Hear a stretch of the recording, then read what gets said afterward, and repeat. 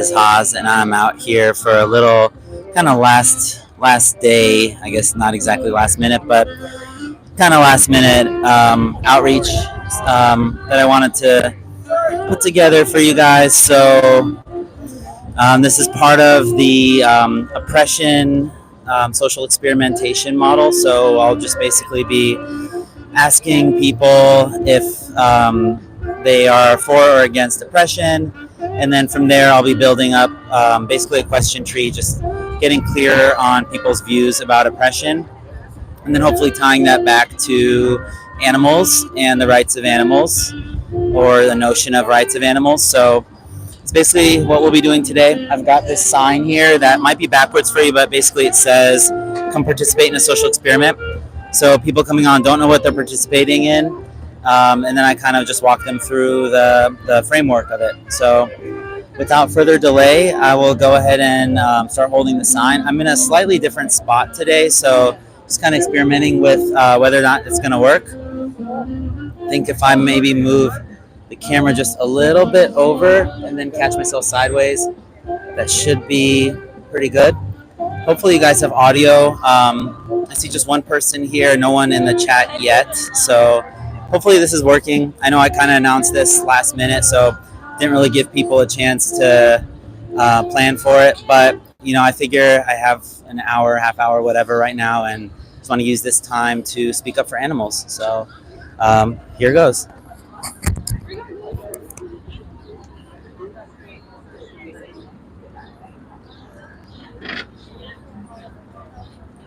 All right, getting some weird looks already. It's always a good sign.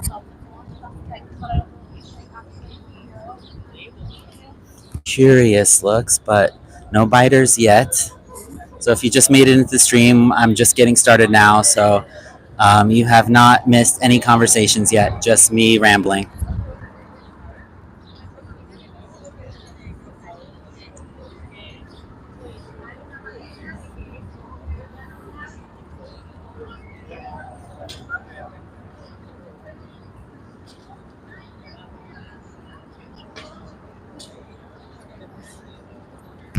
I'll tell you, if you have any fear of like public speaking or something like that, this is certainly one way to get over it. You just basically get stared at by everybody walking by. It's kind of funny.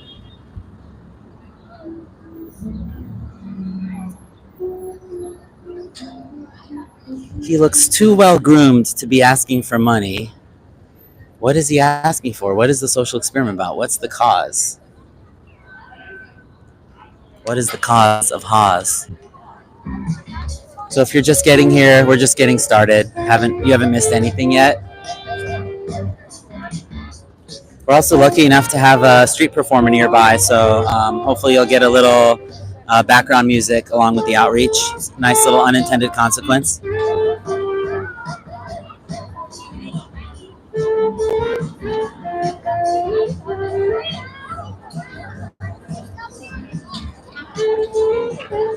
Hello, do you wish to participate? All right, you're live on YouTube, just so you know. Is that okay?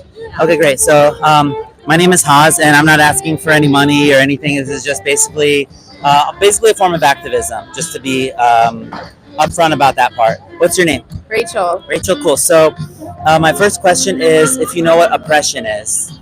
I kind of think I do. How would you define it? I guess oppression. I can suggest something if you'd like. Yeah, probably. Okay, so because I'm obviously asking this question, so I've prepared a little bit. So I would say basically like prolonged, cruel, or unjust treatment from one individual or group upon another individual or group.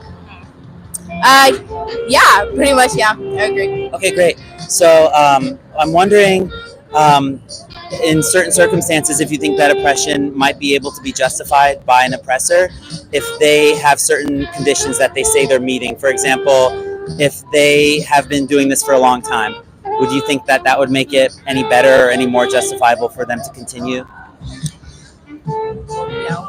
No. What would you say if the oppressor said that they're more physically strong than the ones that they're oppressing? Like they have more might, more ability to overpower physically the ones who they're oppressing? Do I still think that's okay? Would it make it more okay?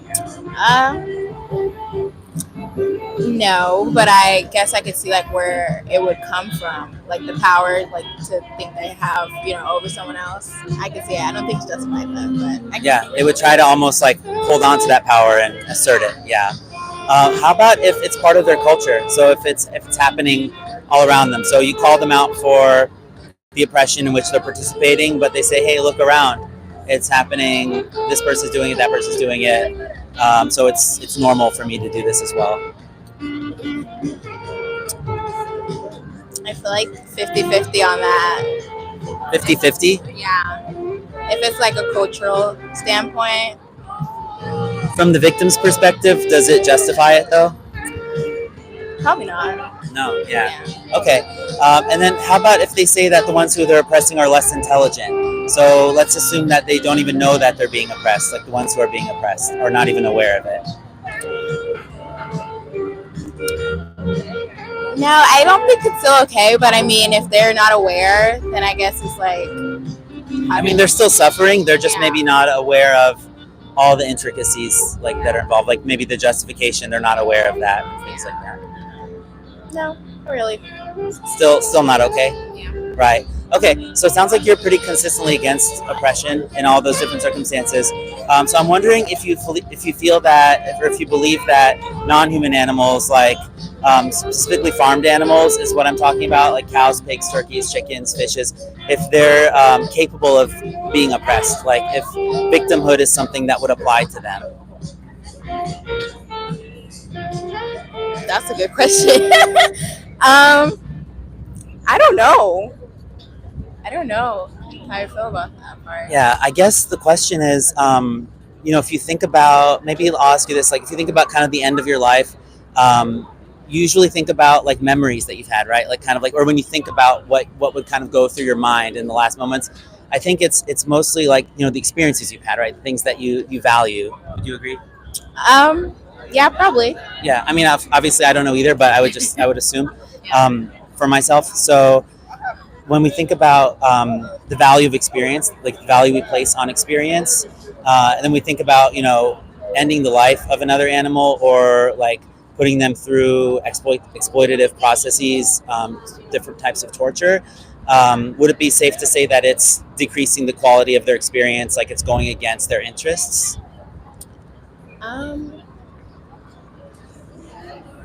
I don't know, maybe if animals could talk, then maybe. Well, I'm not asking you to assume if they can talk as much as I'm asking you to think about the quality of experience that an animal would have. Like, for example, if there was a dog and the dog was like beaten every day at noon or something like that, versus the dog being able to not be beaten. Just two parallel scenarios.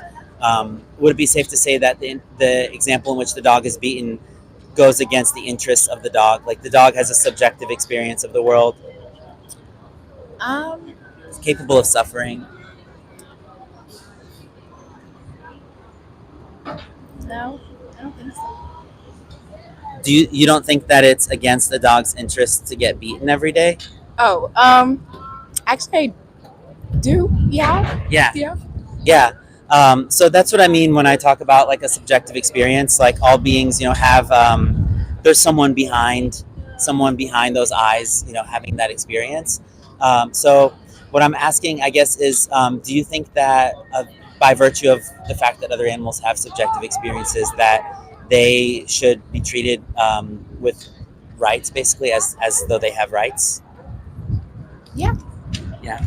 And then how do you think those rights should be applied species to species? For example, let me just, can I throw out an example of like, okay, so there are laws against animal abuse when it comes to like dog abuse, for example.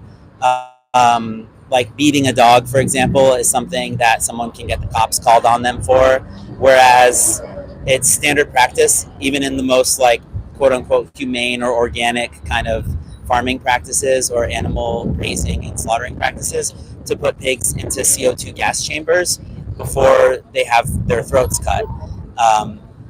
Obviously, if this were done to a dog, it would be considered illegal. So we see that there's a difference in the rights afforded to different species. And just if I can do a little brief educational moment. So that's called Speciesism. Have you ever heard of that? No. Awesome. So I'm really honored to be able to share that to you for the first time. So this is basically discrimination on the basis of species. Can you think of any way that like a pig would suffer more or less as compared to a dog, like when they were getting gassed, or do you think that for the victim the experience is equally bad? Like the experience of a pig getting gassed is equally torturous to the pig as the experience would be for a dog if they were to be getting gassed. I think the experience is pretty much the same. Yeah. I appreciate your willingness to think through that. So I guess given all of that, I'm wondering what you would call somebody who would refrain from like exploiting, torturing, or killing animals as much as they could, like as a lifestyle or as a stance against violence. Probably an animal activist. Well, an animal activist, you're close. So an animal activist would be somebody who's actively trying to make change. But what would you call somebody who just basically refrains from it? So who just says that I'm not going to participate in this anymore, not necessarily going to speak out, but just like wants nothing to do with products that come from animal abuse or that come from violence against animals? I don't think I have a specific word that I could call it.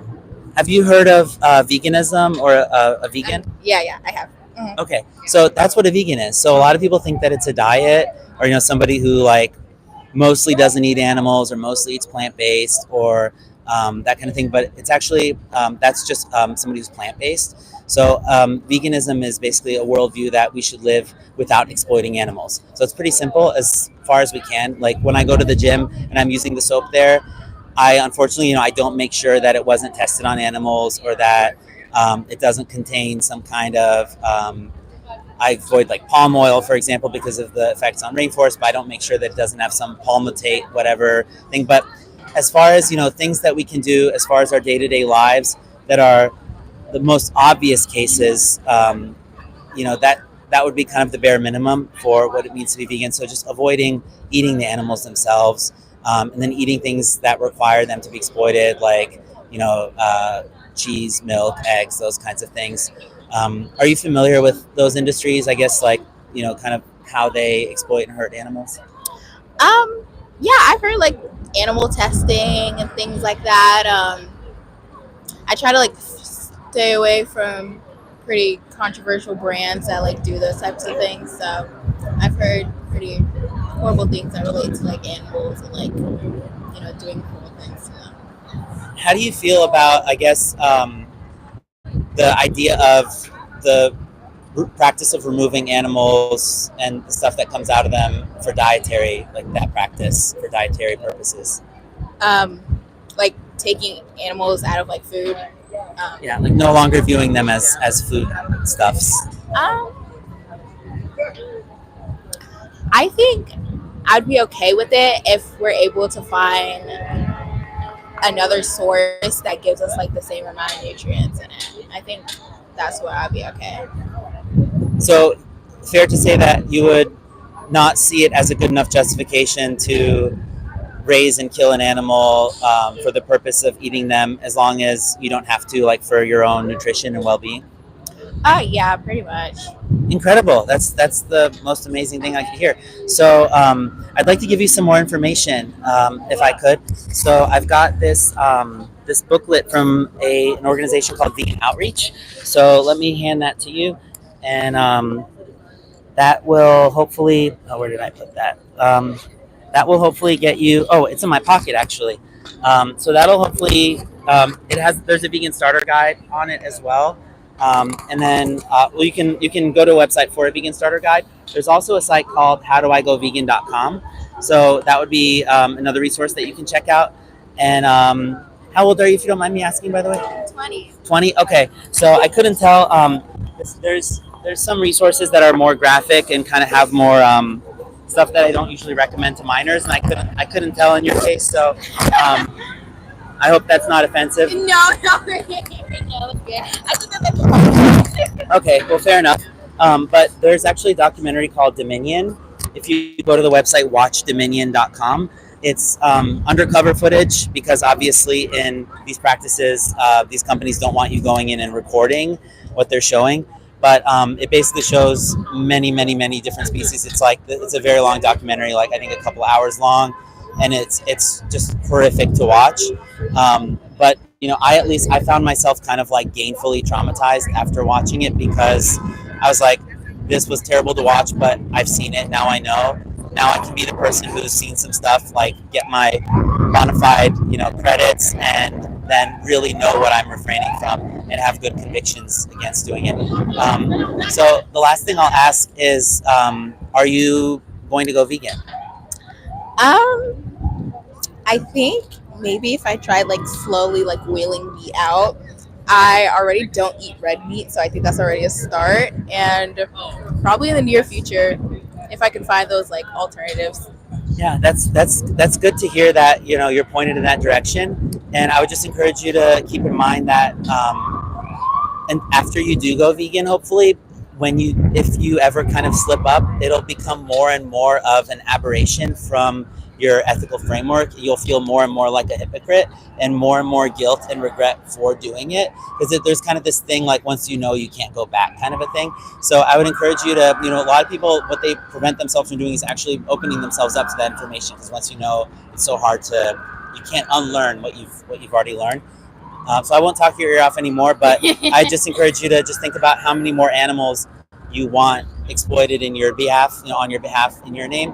And then hopefully that answer is 0. And then hopefully that just means that your dinner tonight will be vegan. And then tomorrow morning you'll say, what can I eat for breakfast that's vegan? And then maybe go to the grocery store and just kind of go from there. It's just about, when you know better, you do better each step of the way. So there'll be some stuff where you're like, maybe you go vegan and then 6 months later you're like, what? That has something from animals in it? Like, what's a brand that's more cruelty free? And then kind of just go from there. Alrighty. So thank you so much for stopping. I really appreciate it. You're welcome. And hope you have a great rest of your day. You too. Have a great vegan life. Thank you. Bye. All right, that was a great conversation. Hopefully you guys are able to hear me okay. I see we got Vegan M here. Hey, Vegan M. And I see Brandon is here, and hope that you're doing well. And I guess we'll keep it going. I really hope that the audio is working. Hey, Felix, thanks for commenting here. If somebody could, I assume that the audio is working, but if somebody would be willing to confirm that it is, that would be much appreciated. But I'm gonna keep on holding the sign here and hope that some people stop by. You want to participate? What kind of social experiment? That's the secret. You got to participate to find out. But I'm not asking for any money. It's just like maybe 5 minutes. It's for YouTube. I'm live on YouTube. Are you okay to be on YouTube? Well, wait. Like 5 minutes? Yeah. Yeah, I would like to. Okay, great. So come on into the screen. Like I said, this isn't like for money or anything like that. I'm just talking to people and just promoting a different change of ideas. So this is a form of activism, just to let you know. So I'm wondering if you've heard of the term oppression. Term of oppression. Oppression. Oppression. Oppression. So I'll explain it, I guess. So oppression is when one group or individual is treating another group or an individual over a long period of time with cruelty and with injustice, basically. So basically trying to step on another group or individual. Have you heard the term? Does that ring a bell? No, I Okay. did not heard it. Okay, well, that's good that I was able to convey that. Do you kind of understand what it means now that I described it? No, sorry. Okay, so if you think about, for example, if somebody said that, for example, like everyone with red hair needs to pay $100 more in penalties every day for having red hair, that would be a form of oppression, for example, because it's unjust, like it's cruel. They haven't done anything to deserve it. Does that make sense? Do you mean kind of racial discrimination? Racial discrimination is a form of it, but it's more broad than that. It can be racial. It can be against people for a certain sexual orientation. It can be against a certain gender.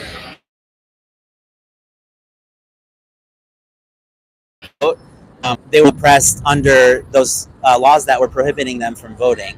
Yeah, okay. Does that make more sense? So oppression is basically any group kind of holding another group down. Yeah, I understand. Yeah. Okay, so as I said, I'm an animal rights activist, and I'll just kind of cut to the chase with it. So I'm wondering if you think that animals like cows, pigs, turkeys, chickens, fishes, if they are being oppressed by humans.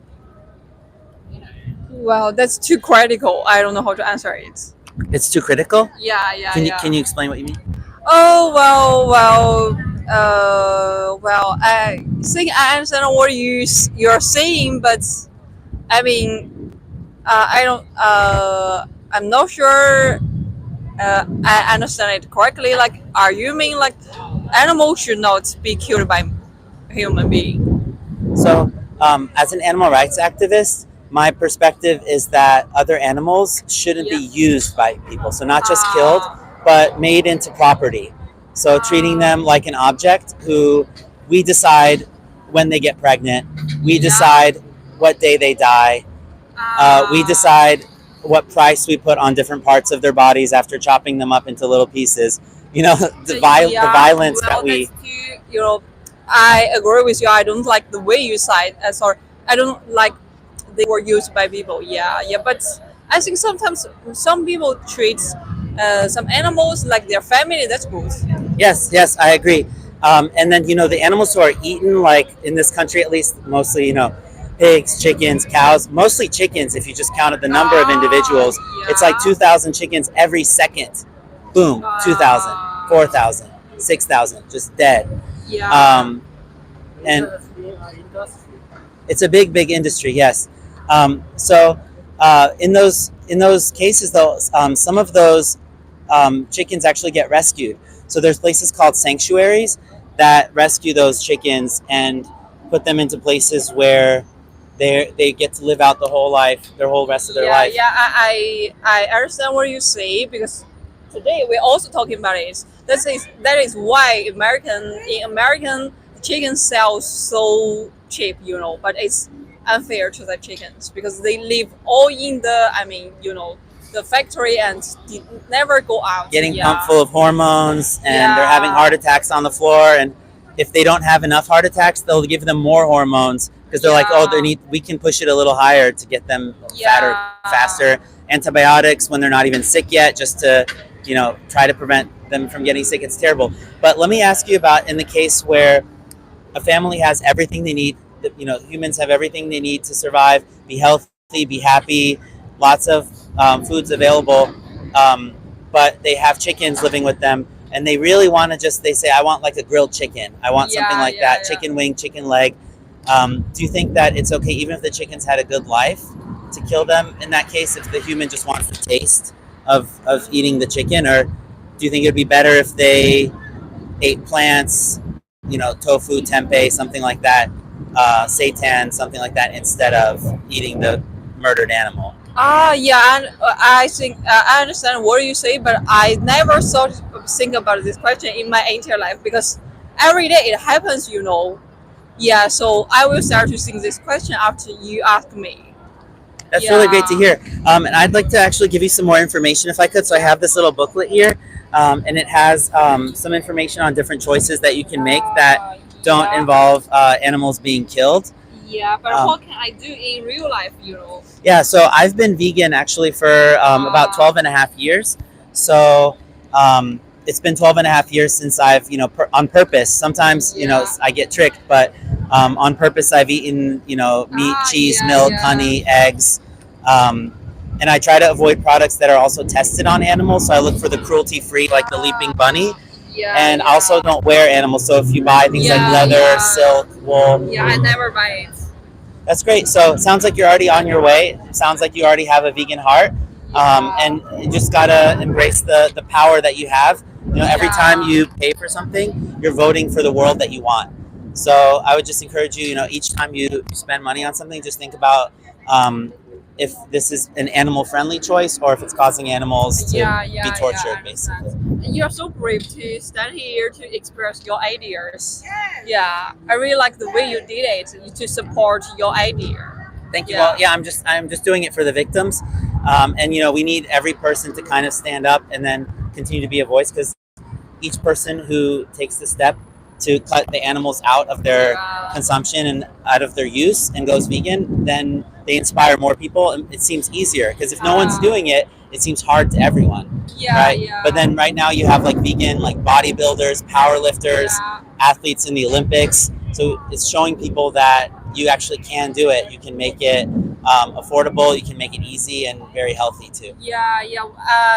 To be honest, I think we are doing the same thing, because I came here also for victims, but not for animal, because I come here for a conference and we discuss the victims in primary school, for children who live in the shadow of bullying, for school bullying, for children who are being bullied by bullying. In primary school. That's a great cause. And if you're against bullying, then you should connect also with this really strongly, because we're bullying these animals because they can't fight back. They can't get out of these situations themselves. They're completely stuck. They're never going to be able to write a Bill of Rights for themselves. They're never going to be able to break out physically. Sometimes animals do jump off trucks when they're being taken to a slaughterhouse. But it takes humans to convince other humans. We can't do it by force either. That's the hard part. So we have to actually change hearts and minds. I agree. I totally agree, because for victims in primary school, they're also not strong enough to protect them. So that's why we're here. They're vulnerable and can't defend themselves, and weak. So I think the strong, actually protect the weak. If you're a bully, you're kind of weak in a way, even if you seem strong. Right. You're right. Well, I appreciate your stopping. Thank you so much. And my channel is called Haz Vegan, if you want to check it out. It's HAZ and then the word vegan. I can follow on YouTube. you. It's nice to talk to you. That'd be great. And I'm just basically trying to do this again, just to help people kind of make the connection to animals. Oh, so not on Instagram, but on YouTube. Oh, okay. So I'm not on YouTube. Okay, but you can still find it on YouTube, because it's public. Okay. Yeah, it's Haz. It's HAZ. Sorry. No worries. HAZ. HAZ. And then vegan. VEG. Vegan. Yep, and it's one word, but I think that should still work. There you go. Yep. Awesome. Thank you so much. And I hope you guys read that, and then keep making animal friendly choices. Really nice talking to you. Thank you. I appreciate that. All right. Thank you. Have a good day. Bye bye. All right. That was really awesome. That was really, really gratifying. Had two really good conversations. So I think maybe I'll go for another one, and I'm afraid that maybe the last one's gonna not be as good, but I don't want to predict that. I'll just hope that it'll be good, and we'll see. And it's good to see you, Gray, if you're still here. Kyle, it's good to see you as well. And let's see if anyone else stops. That was like one of the a couple of the most inspiring for me conversations I've ever had. Still with Maisha? Are you still like Maisha? Maybe let me lower this just a little bit here. It's a little high.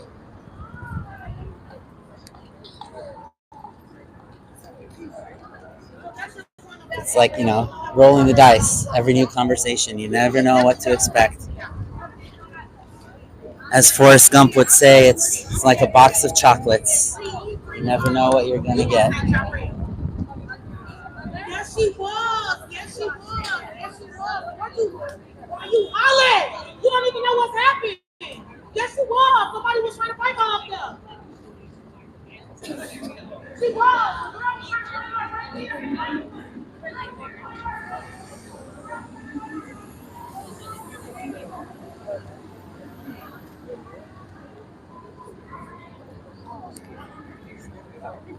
We'll see how long I have to wait this time around.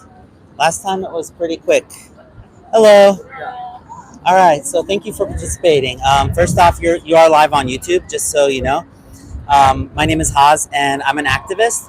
I'm not asking for any money or anything, just encouraging you guys to maybe think in a different way. Okay. So I'm wondering if you guys are familiar with the term oppression. Yeah. Somewhat, yeah. Yeah. Okay. How would you guys define it? I don't have a definition. I genuinely don't have that. I've heard the word, I don't know. Familiar. So maybe I'll throw a definition out there. So I would say it's like prolonged, cruel, or unjust treatment from one individual or group upon another individual or group, basically like keeping others down unjustly. Would Yeah. that kind of Yeah. resonate? Yeah. Okay. So basically, kind of long story short, I'm an animal rights activist specifically. So what I'm wondering is if you think that non-human animals, like animals besides humans, like cows, pigs, turkeys, chickens, fishes, etc., are capable of being victims. So if victimhood is something that can be applied to a non-human animal. I feel like it could be, but I don't know. That's a hard subject. That's interesting. Yeah. I say they could be. They're definitely victims for sure, but I feel like it's for a greater good sometimes.